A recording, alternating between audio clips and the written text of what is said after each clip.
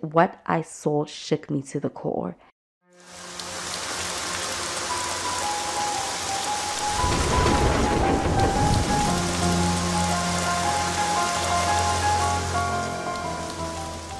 Why do you always choose the camping place?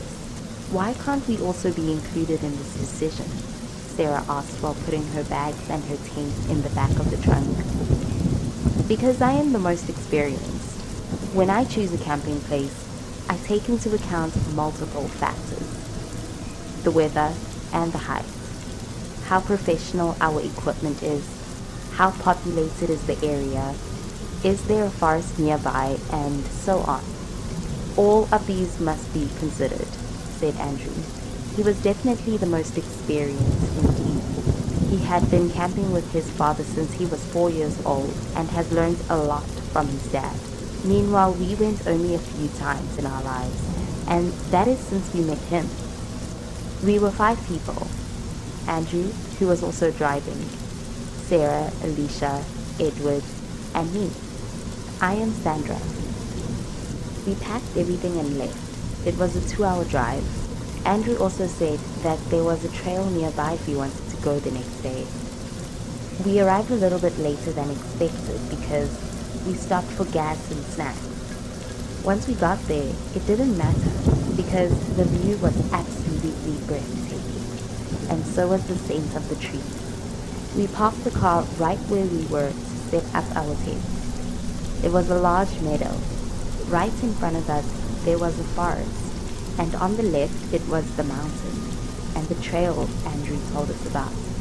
The sun was up, and the weather was just perfect.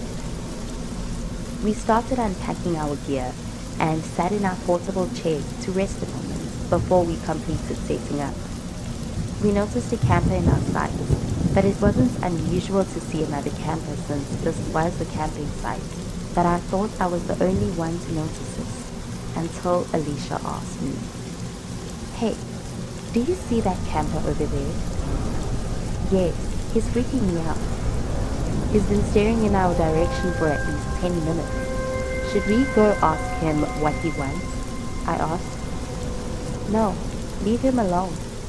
Come on, let's set up the tent and then we will go in the forest to gather some firewood," Edward said. We set them up, forming a circle. In the middle we were going to make a fire. Me and Sarah stayed at the tent to prepare the food for the grill, while the rest went out and bought the wood. We ended the day by sitting around the fire and singing. Alicia bought her guitar and we had a karaoke night. We stayed up until 2 a.m. We laughed, we drank, and we told ghost stories. I was the only one that would sleep alone because I had a one-person tent. Andrew and Edward slept together in Andrew's tent and the girls in the other tent. I had to go pee. The fire was out and everyone was asleep. It was both scary and nice. I took the flashlight with me, but the battery was running out because the light was very low. I went a little further than I wanted because there was a lot of metal. I was still tipsy from all the booze I drank before bed, and it was hard for me to stand still. I pulled down my panties and my trousers. Right then, I heard a rustle. "Hello?" I waited a bit for an answer, but I couldn't hear anything besides the wind blowing through the trees. So I said again, "Hello?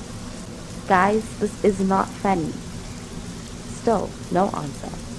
Not even the sound of someone breathing or background noises. I couldn't see 10 feet in front of me. I started peeing and tried to see if there was a person or just a squirrel.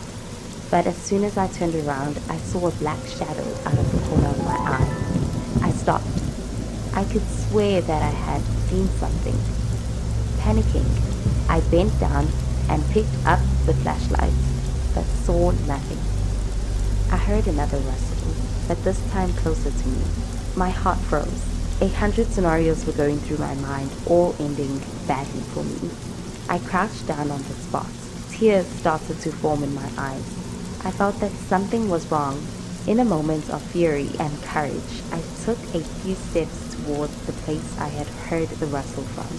I could vaguely distinguish something tall and black, I froze for a moment. I saw it approaching, so I turned around and ran.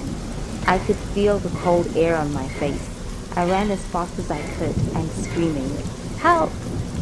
I went inside the tent and grabbed the insect repellent. My friends rushed out and I told them what I saw.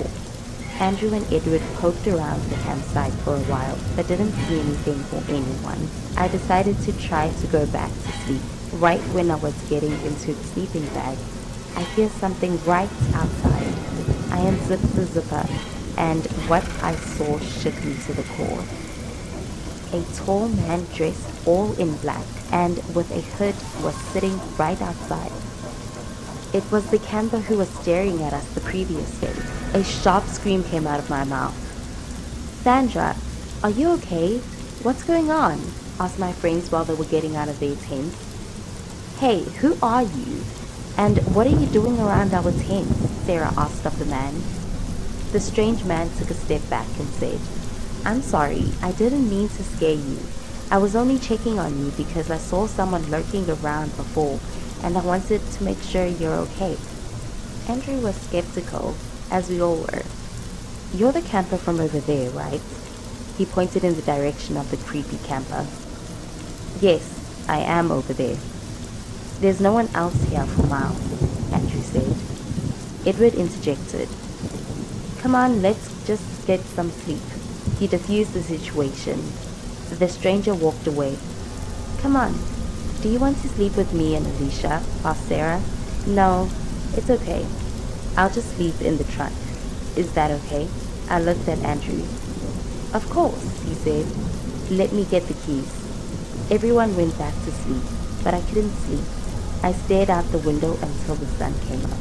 In the morning, we all packed our things and left. I still don't know who that was out there that night. I don't know what the camper's intentions were. Was he there to protect me, or did he have bad intentions? We'll never know.